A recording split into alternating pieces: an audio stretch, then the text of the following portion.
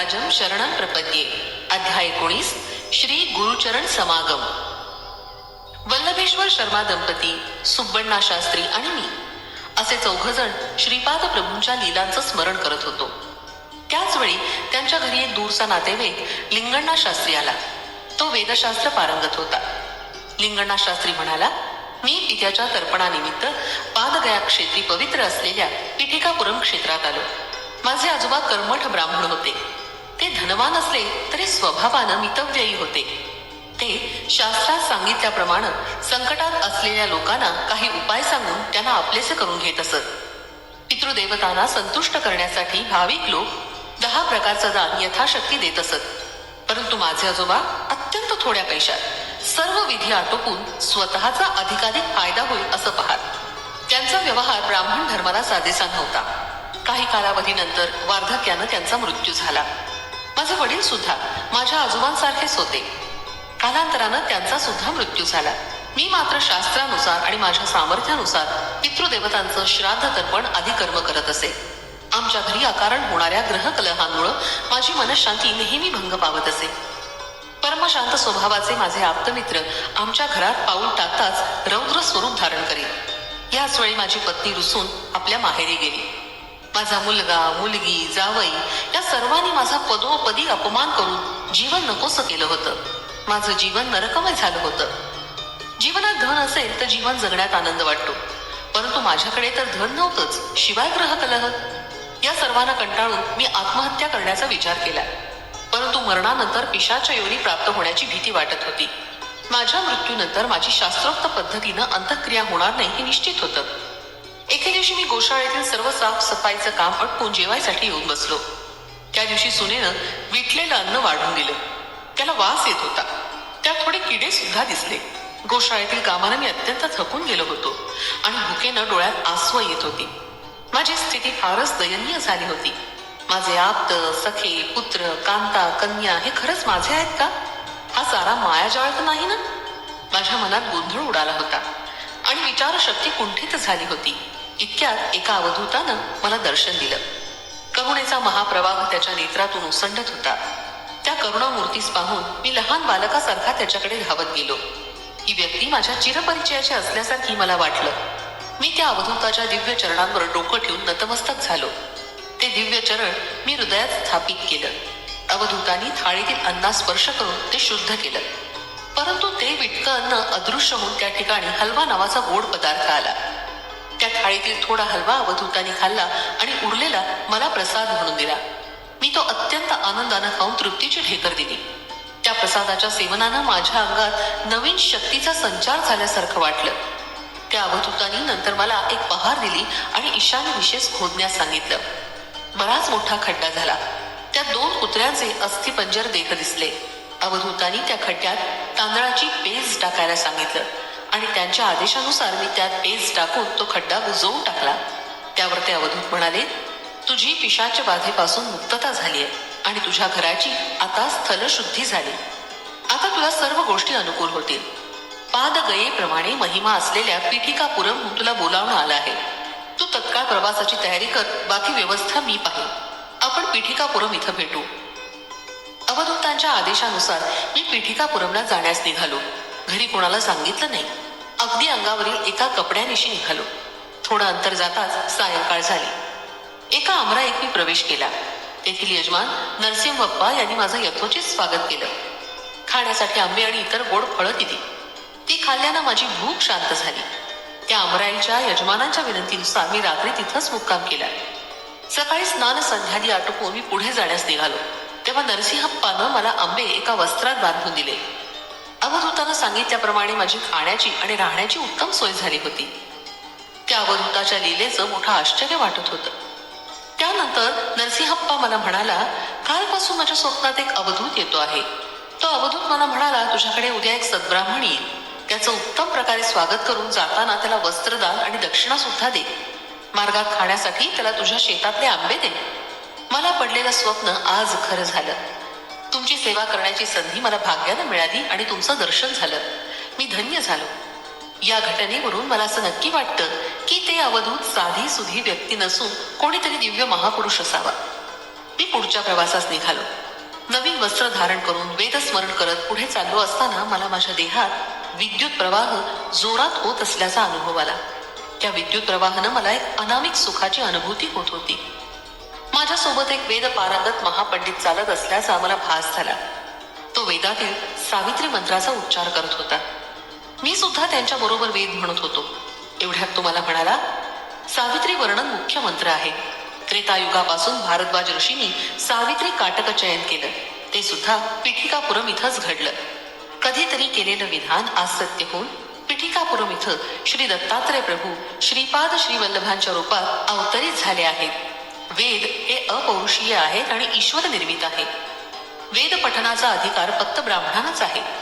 परंतु वेदाध्ययन सर्व वर्णाच्या लोकांना करता येतं. ब्राह्मण कृष्णाची भक्ती करीत, परंतु कृष्ण मात्र ब्राह्मणांचा सत्कार करून त्यांचे पाय धुवून ते पाणी आपल्या शिरावर प्रोक्षण करीत. तुला पिठिकापुरमहून बोलावणं आहे. तू किती भाग्यवान आहेस.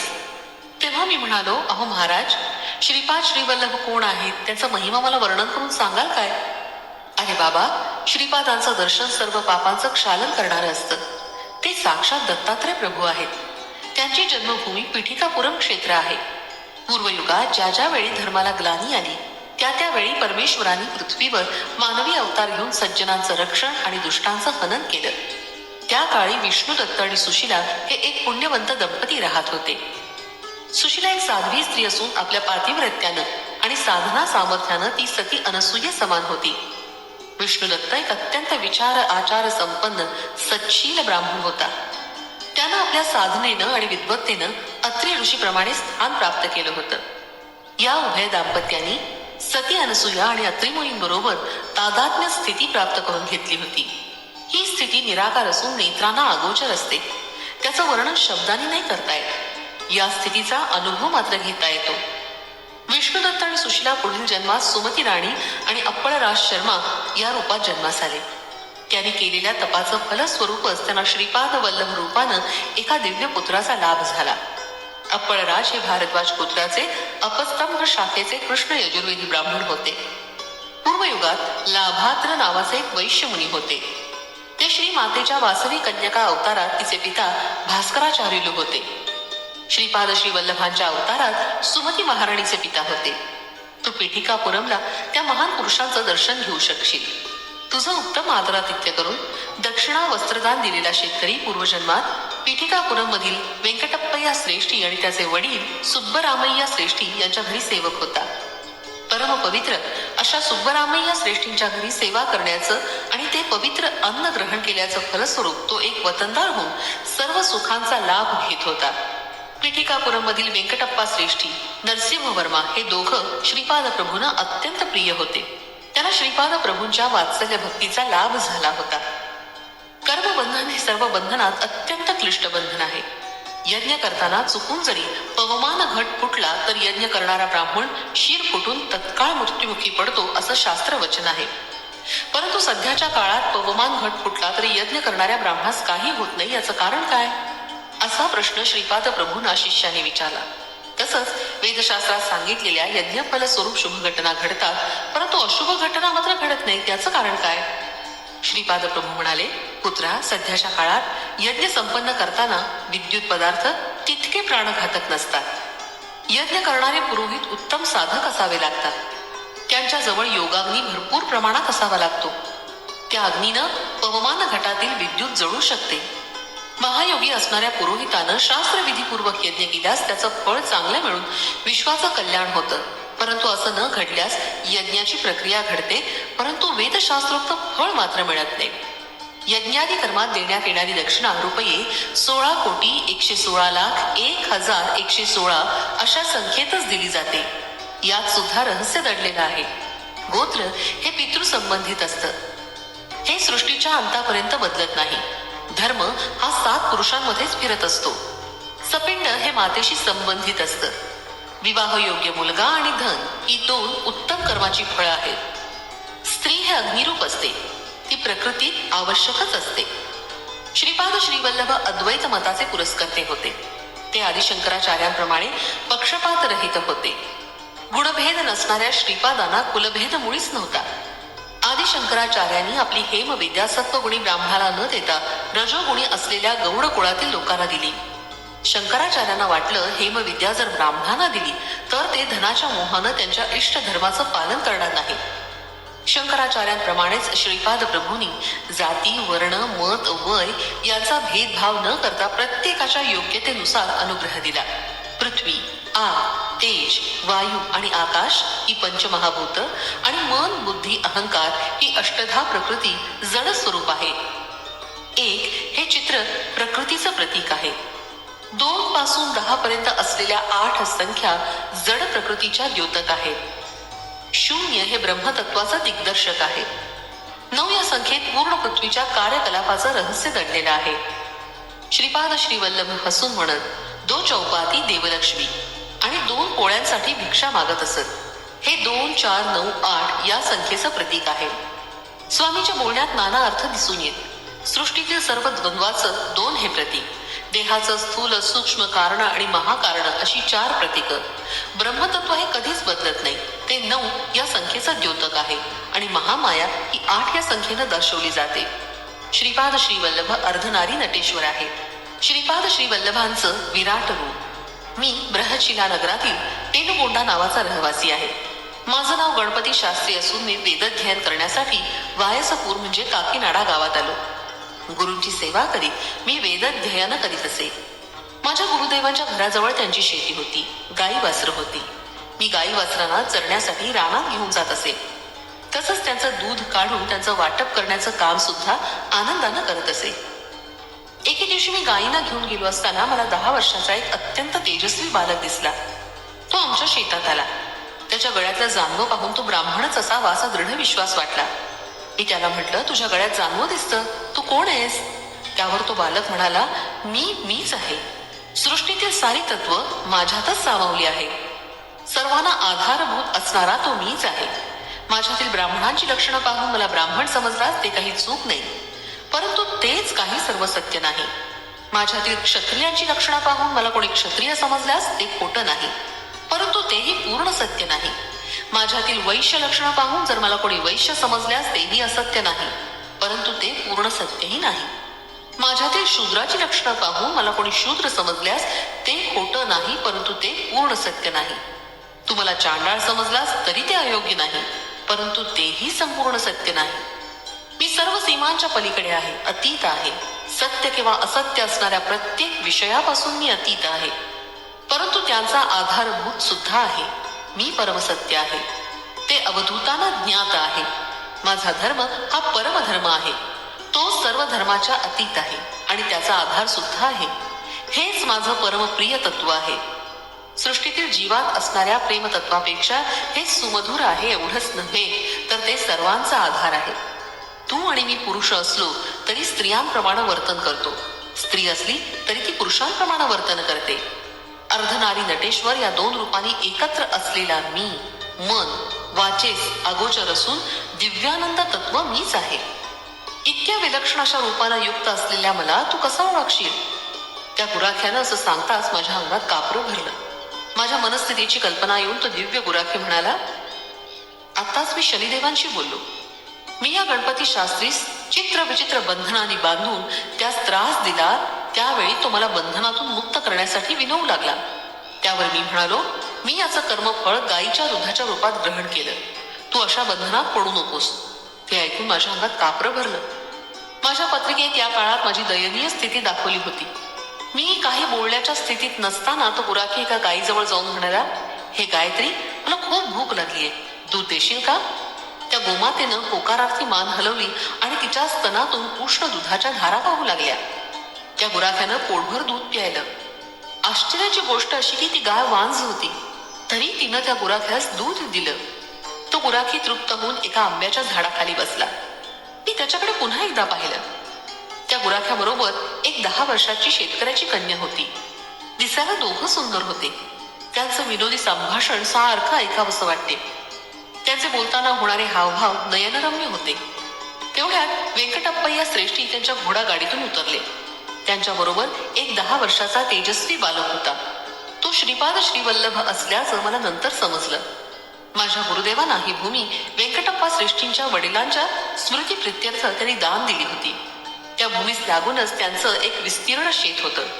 या शेताची पाहणी करण्यास श्रेष्ठी पिठिकापुरमहून वायसपूर या ग्रामात येत असत. श्रेष्ठींना त्या गुराख्याबरोबर असलेल्या शेतकऱ्याच्या कन्येस पाहून आश्चर्य वाटलं. त्या गुराख्यानं आणि त्यांच्या बरोबर असलेल्या कन्येनं श्रीपादांना नमस्कार केला. त्यावेळी श्रीपाद म्हणाले, आजोबा, तुम्हाला एवढं आश्चर्य का वाटलं? आजोबा म्हणाले, त्या दोघांकडे बघ, किती नयन मनोहरी दृश्य आहे. बघणारा आणि जे बघायचं ते दृश्य दोन्ही एकच आहे. यातील वेदांत विषय मला कळत नाही. तेव्हा श्रीपाद म्हणाले, यात वेदांत काय आहे? श्रीहरी सुद्धा अपरिमित निर्गुण निराकार असून सुद्धा आपल्या मायागतीस पाहून आश्चर्यचकित होतात. ही सृष्टी नवरसानं भरलेली आहे. आश्चर्यपूर्ण दृश्यांची कल्पना करणं हा सुद्धा सृष्टीचाच एक नियम आहे. ज्या ठिकाणी द्वैत दिसतं तिथं वास्तविकतः अद्वैत असतं. तर द्वैत खरं का अद्वैत खरं ते विचार करून सांगावयास हवं.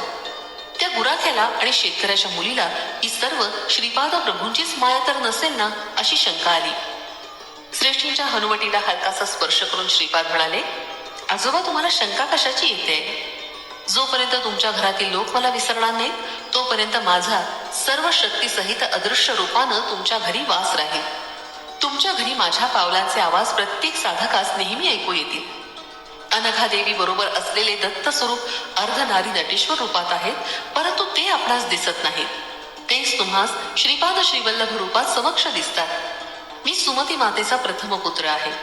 मी माझ्या मातेला निक्षून सांगितलं होतं की माझा विवाह करू नका. तसा प्रयत्न केल्यास मी घर सोडून जाईन. श्रेष्ठी राजऋषी असल्यानं त्यांनी मला निष्कलंक भक्तिपाशात बांधून ठेवलं आहे. म्हणून मी अनघा समवेत असलेल्या अनघ स्वरूपात तुम्हाला दर्शन देत आहे. श्रीपादांच्या सान्निध्यात कारणाशिवाय कोणतंच कार्य होत नाही. सृष्टीचे नियम चित्रविचित्र आहेत.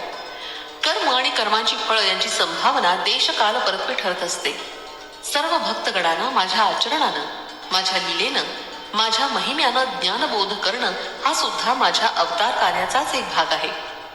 श्रीपाद प्रभू आमच्या बरोबर असं बोलत असताना त्यांची कांती आमच्या समक्षच एका अनामिक तेजानं झळकू लागली. ते नंतर आंब्याच्या झाडाकडे वळले. ते त्या झाडाकडे पाहत असतानाच त्या शेतकऱ्याच्या मुलीची आणि गुराखी मुलाची कांती दैदिप्यमान होऊन ते श्रीपाद प्रभूंच्या रूपात विलीन झाले. वसंत ऋतू नसतानाही कोकिळा आंब्याच्या झाडावर बसून मधुर स्वरानं गाऊ लागली. त्या झाडाला एकच एक फळ लागलं होतं. ते फळ श्रीपाद प्रभूंनी तोडलं. ते कच्चं फळ स्वामींच्या हस्तस्पर्शानं तत्काळ पिकून मधुर रसभरित झालं. ज्याप्रमाणे एक माता आपल्या शिशूस मोठ्या प्रेमभरानं गोड पदार्थ भरवते, जेवणातील प्रत्येक पदार्थ शिशूनं खावा म्हणून त्यास गाणं म्हणून गोष्टी सांगून भरवते, तितक्याच प्रेमानं श्रीपाद प्रभूंनी तो गोड आंबा श्रेष्ठीनं खाऊ घातला. स्वामींच्या प्रेमपूर्ण स्पर्शानं श्रेष्ठींच्या डोळ्यातून आनंदाश्रू वाहू लागले. श्रीपाद स्वामींचे आपल्या भक्तावरील प्रेम सहस्त्र मातांच्या प्रेमापेक्षा श्रेष्ठ होते. त्यांच्या दिव्य नेत्रांमधून कारुण्य प्रेम यांचा वर्षाव होत असताना ते साक्षात स्त्री शक्ती स्वरूपिणी अशा अनघा मातेसारखे वाटत होते. श्रीपाद प्रभूंनी तोडलेला आंबा त्यांच्या समोर एका आज्ञाकारी सेवकासारखा दिसत होता. श्रीपादांच्या ओंजळीतून थोडा वर उडाला त्यावेळी त्यांची दिव्य कांतीच वर उडाल्याप्रमाणे वाटत होती.